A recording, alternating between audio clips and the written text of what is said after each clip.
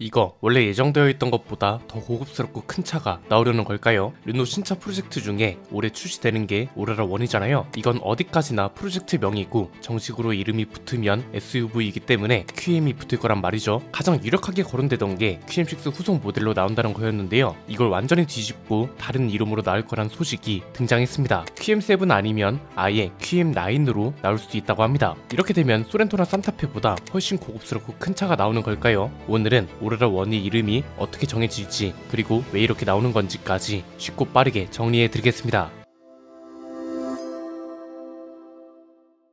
르노가 올해 4월을 걸고 출시하는 신차입니다. 중형 하이브리드 SUV로 알려진 오로라 1인데 국내에서도 포착되기 시작했죠. 어떤 차의 후속으로 나오는지 관심을 가지는 분들이 많았는데 QM6가 아무래도 출시된 지도 오래됐고 르노코리아 내에서는 가장 잘 팔리는 차이기도 했기 때문에 이 차의 후속 모델로 나온다는 얘기가 가장 많았던 거죠. 그런데 난데없이 QM7 아니면 아예 QM9으로 나올 거란 소식이 등장했습니다. 이게 알고 보니까 이번에 갑자기 나온 소리는 아니고요. 이미 지난 2006년에 QM7과 QM9의 상표권 등록을 마쳤다고 합니다. 그래서 이때 등록한 이름을 지금에서야 쓰게 되지 않을까 한다는 거죠. 이렇게 이름이 바뀔 것 같다고 하는 이유 간단합니다. QM6를 대체하는 차가 아니고 오히려 크기를 한 체급 키우고 하이브리드 파워트레인을 탑재하는 걸로 알려져 있거든요. 즉 원래는 산타페나 소렌토 그리고 스포티지와 투싼 사이에 위치하는 차였습니다. 그런데 이제는 스포티지는 물론이고 산타페도 풀체인지 되면서 체급이 커졌기 때문에 QM6의 위치가 너무 애매해졌잖아요. 그래서 아예 체급을 키워서 산타페나 소렌토랑 경쟁을 하거나 아니면 이보다 더 큰 차로 나올 수 있다는 거죠. 애초에 이번 오로라 1은 지리차랑 같이 개발하는 차잖아요. 이미 지리자동차랑 중형 SUV인 싱유의 L을 기반으로 나오는 걸로 알려졌고 얘가 또 소렌토랑 비슷한 크기인 걸로 알려져 있거든요. 볼보의 플랫폼을 사용한다는 점 때문에 순수 전기 모델 도입도 유리한 게 특징이라고 합니다. 파워트레인도 보면 싱유의 L은 2.0L 가솔린 4기통 터보 엔진이랑 자동 8단 변속기가 맞물려서 235마력을 냅니다. 아마 이 정도 스펙에 이 정도 크기라면 QM9보다는 QM7이 적합하지 않을까 싶습니다. 이건 뒤에서 자세히 설명해 드리겠지만 양날의 검일 수도 있거든요.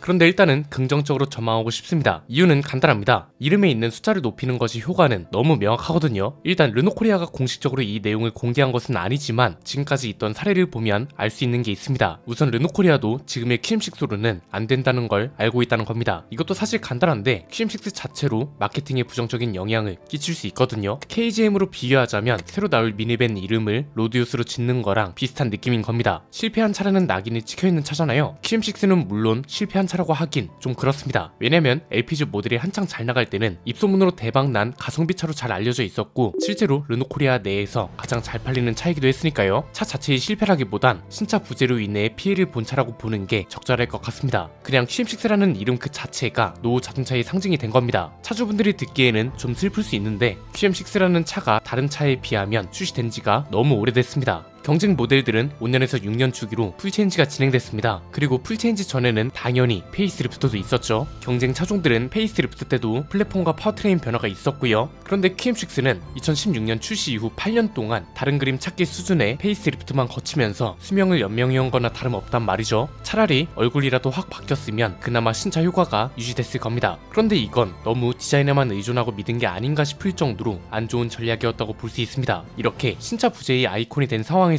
QM6라는 이름을 쓴다는 것 자체가 굉장히 부담스러웠을 수 있다는 거죠. 이건 어떻게 보면 실패의 아이콘을 성공의 아이콘으로 하루아침에 돌려놔야 하는 아주 해결하기 어려운 과제를 스스로 만들어 버리는 거나 다름없습니다. 그냥 이렇게 주어진 조건들만 봐도 QM6 풀체인지보다는 숫자를 하나라도 높여서 QM7으로 나오는 게 훨씬 이득될 게 많습니다. 모델명에서 숫자를 높이거나 알파벳을 더 윗급으로 올려버리는 건 꽤 효과가 있는 전략입니다. 보통 이게 언제 쓰이냐면 첫 번째는 더 큰 차를 내놓을 때 뭔가 기존 이름으로 내놓기는 아쉬워요. 예컨대 아반떼로 나오기에는 차 크기나 고급스러움이 너무 아까운 거죠. 그런데 또 소나타로 내놓기에는 그 정도로 차가 커진 것도 아니고 그 정도로 고급스러워진 것도 아닌 겁니다. 아반떼랑 소나타에 위치하는데 아반떼 후속 모델로 나오는 차면 이거보다 더 큰 이름으로 내놓는 거죠. 두 번째는 그 모델이 고급화를 위해서 내놓는 경우도 있습니다. 방금 전에 한 말과 비슷합니다. 기존에 있던 차보다 크기도 더 크고 더 고급스러울 때 이름도 같이 고급스러워져야 듣는 사람들도 실제로 그렇게 느끼거든요. 세 번째는 기존 모델들의 부정적인 이미지를 아예 아예 씻어버리고 싶을 때도 많이 쓰입니다. 이건 모델명뿐만 아니라 브랜드명이 해당될 때도 있습니다. 쌍용차가 KG그룹에 인수된 이후에 쌍용차의 부정적인 이미지에서 탈피하려고 투리스 외관에서 쌍용차 엠블럼을 싹 빼고 출시한 것도 비슷한 맥락입니다. 그마저도 지금은 KGM 엠블럼으로 아예 바뀌어서 나오잖아요. 이런 이유들, 그리고 이런 이유들을 근거로 실제로 이 전략을 실행하잖아요. 여기서 중요한 건 얼마나 효과가 크냐는 건데 실제로 효과가 꽤 괜찮은 전략으로 유명합니다. 이미 이걸 증명해준 브랜드가 꽤 많습니다. 수입차 중에선 벤츠가 유명합니다. 그냥 E클래스만 봐도 알 수 있습니다. 원래 E클래스의 가성비이자 주력 모델은 E300이었습니다. E250이 있긴 했는데 E300이 이름에 비해 가성비 모델로 인식되다 보니까 이쪽으로 사람들이 몰리고 그래서 E250은 판매량이 안 나왔었거든요. 그런데 E300이 사라지고 E350으로 바뀌어 버리니까 E350은 또 숫자가 높아졌다는 이유만으로 가성비가 아닌 것처럼 느껴집니다. 그런데 그 와중에 E250은 그대로 있어요. 300이 350으로 바뀌었다는 이유로 E350은 기존보다 좀 부담스럽고 E250은 더 가성비처럼 느껴지게 된 거죠. 그래서 실제 판매량도 E250이 가장 많은 차가 되었습니다. 국산차 중에선 기아가 유명합니다. K7을 K8로 바꿔서 출시한 거 얘도 참 좋은 사례죠. K7일 때는 기존 기아 패밀리 룩이 너무 강해서 그랬는지는 몰라도 그랜저보다 아래급으로 느껴지긴 했습니다. 그런데 이름이 하나 올라가고 나서는 K8이 그랜저보다 아래급이라는 생각은 잘 안 드는 것 같습니다. 그리고 이거랑 비슷한 사례가 또 생겼죠. K3 후속 모델이 K4로 나온다고 하잖아요. 얼마 전에 티저 이미지도 공개됐죠. 디자인 요소는 K5 페이스리프트 모델하고 거의 비슷하면서 기존 K3보다 차체가 더 커지는 게 특징입니다. 이 정도 변화가 있는데 K3로 나오기는 아깝고 소비자들은 또 이런 고급화를 싫어하는 것도 아니라서 기아도 이런 전략을 계속 따라가는 게 아닌가 싶습니다. 그래서 이런 점들이 있어서는 오로라 1이 QM7으로 나오는 이유가 충분히 타당하다고 볼 수 있고 이런 방향도 굉장히 좋은 것 같습니다. 다만 우려스러운 것도 있긴 합니다. 르노가 꾸준히 가성비 차를 밀어온 브랜드면 딱히 걱정이 없습니다. 그리고 판매량이 준수하게 나와준다면 이 또한 걱정할 이유가 없습니다. 그런데 점유율 꼴찌를 하고 있는 데에는 그만한 이유가 있을 거잖아요. 동급 모델들에 비해 비싼 가격, 그렇다고 상품성이 월등히 뛰어난 것도 아닙니다. 전략과 마케팅이 실수라고 볼 수 있는데 이것 때문에 소비자들 사이에서 생긴 의구심 내지는 불신이 아예 없는 건 아닙니다. 이름이 올라간다고 해서 가격까지 올라갈까봐 걱정하시는 분들, 이 영상을 보고 계시는 분들 중에도 꽤 될 것 같은데요. 저도 마찬가지입니다. 이게 물론 르노 본사에서도 사활을 걸고 만든 차라고 홍보하고 임원들까지 방한해서 오로라 1을 홍보하고 있습니다.